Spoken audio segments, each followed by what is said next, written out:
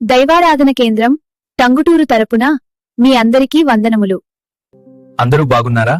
శిలువ ధ్యానములు 23వ రోజుకు స్వాగతం. రండి, నేటి లేఖన భాగాన్ని చదువుకుందాం.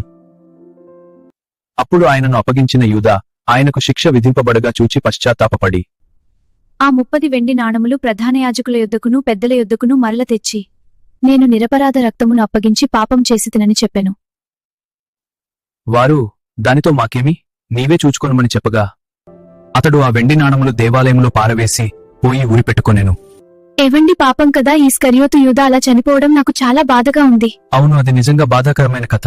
అయితే బైబిల్లో 2 కొరింథీ పత్రిక 7వ అధ్యాయం 10వ వచనం ఇలా చెప్తుంది: దైవ చిత్తానుసారమైన దుఃఖము రక్షణార్థమైన మారు మనస్సును కలుగజేయును, లోక సంబంధమైన దుఃఖము మరణమును కలుగజేయును.